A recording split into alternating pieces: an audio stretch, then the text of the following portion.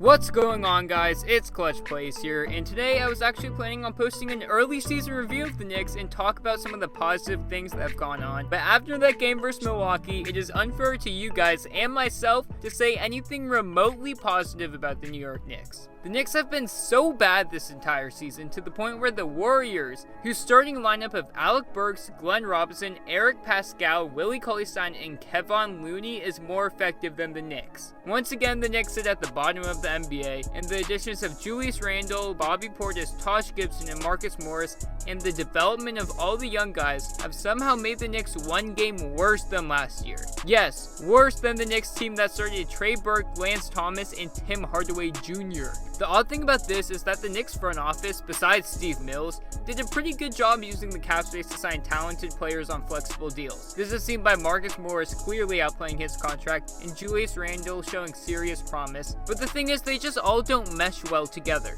On paper, there was hope that the Knicks were going to be much improved and actually have an average season, heck, maybe even make the playoffs, but the exact opposite has occurred. There are many reasons why people think that this is the case, but in all reality, it all comes down to one thing, and the real reason the Knicks are underperforming is because of their coaching staff. Before I get into the video though, I honestly hate doing this, but can you please leave a like on the video, because then YouTube will show more people the video, and I really want someone affiliated with the Knicks to see this video so something can be done ASAP. The Knicks obviously have issues beyond the coaching staff, so I'm not scapegoating the coaches, rather we're going to be explaining everything wrong with the Knicks coaching situation, why they are the laughingstock of the league again, and most importantly, why they deserve to be fired. Number 1, rotations. I'm not going to touch on this for too long because it's nothing new, and Fizdale has been terrible at creating rotations for a long time now, and he is doing the exact opposite of what he was doing last year. Last year, Fizz would play with the players and put in different starting lineups, which would stop any type of flow that the Knicks would get into.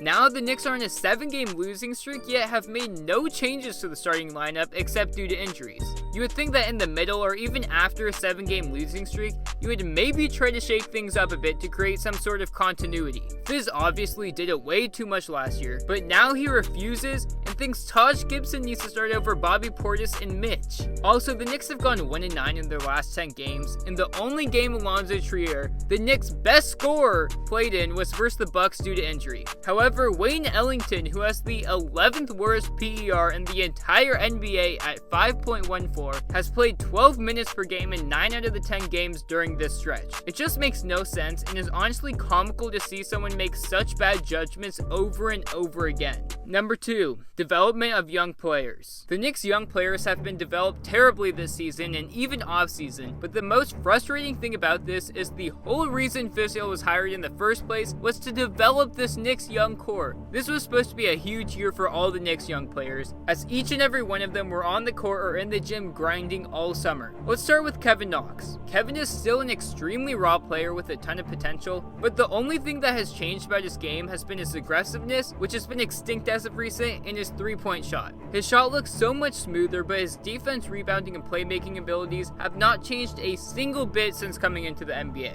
Next, Mitch is shooting threes during the summer and saying that he doesn't practice things that he won't do in games, but has never shot a 3-point shot? What coach let Mitch practice his 3-point shot instead of gaining muscle mass and learning how to not foul on every possession? Oh wait, Keith Smart probably. I could talk all day on Keith Smart and the murder that he has committed to DSJ's jump shot, but all I ask is that he stays away from RJ. His shot is bad enough right now, and we don't need him killing another promising player's career. Literally every Knicks fan agrees to, just look at all the comments. This hiring alone should get Fizdale fired immediately. To continue, RJ started out the year pretty well, but has regressed as the season has gone on because the coaching just is not there. And Trier and Dotson are losing minutes to the 11th worst player in the entire NBA, Wayne Ellington. Also to mention, Fizz still doesn't get that benching Kevin Knox makes absolutely no sense, Mitch should not be coming off the bench cold, and the long-term benching of Ignas and Alonzo Trier is dumb, especially when you're the worst team in the NBA. Number 3,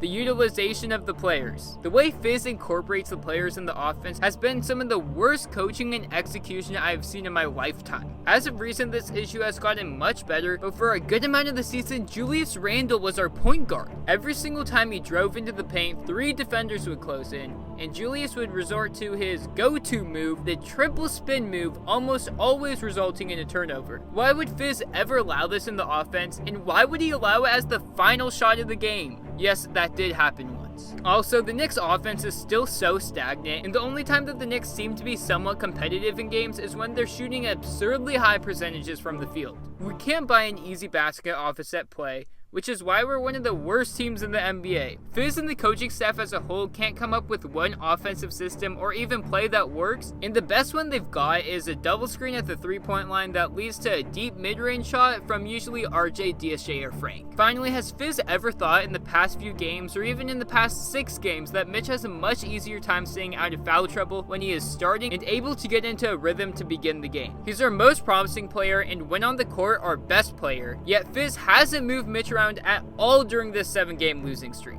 Number 4, coaching as a whole. The Knicks coaching as a whole is absolutely terrible. The Knicks came into the season saying they are dogs and will outwork their opponents on the court, but nothing even remotely close to this has occurred. In only one game we came out with intensity and heart, which was stimulated by the crowd's reaction to Kristaps Porzingis returning and the crowd's intensity throughout the game. Fizdale does not do many things well, but one thing that makes him an NBA coach is his ability to motivate his team. There has been absolutely no motivation promoted by Fizz to the players that has actually worked. This isn't on Fizdale completely because the players are also responsible for this, but Fizz definitely is partially accountable. On top of this, the so-called defensive-minded coach has led the Knicks to allowing the 27th best opponent three-point percentage. This is basically a lack of effort by the Knicks, which Fizz needs to hold the players accountable of, but you know Fizz, the only players he's holding accountable are Frank Trier and Kevin Knox. All in all, David Fizdale was hired for developmental reasons and to help this young team grow into a potential playoff team. In his time in New York, he has been given a great amount of good young players by Scott Perry, including RJ, Kevin, Mitch, Trier, and Ignas, yet Fizz has made little to no improvements in their game and even made some of them regress. I've been on the Keep Fizz train for a while now, but I'm just done with this train wreck of a coaching staff and season as a whole. David Fizdale deserves to be fired and needs to ASAP, but what shouldn't happen is that David Fizdale becomes the scapegoat for Dolan and Mills. I do want to say that all the things in this video are not entirely David Fizdale's fault, but all the things the coaching staff has done this year put together are the reason why the Knicks are underperforming this season. Tell me what you guys think down below, and if you guys think David Fizdale should be fired or not. Also, make sure you leave a like on the video because someone affiliated with the Knicks needs to see this. Now with that said, I'm out and peace!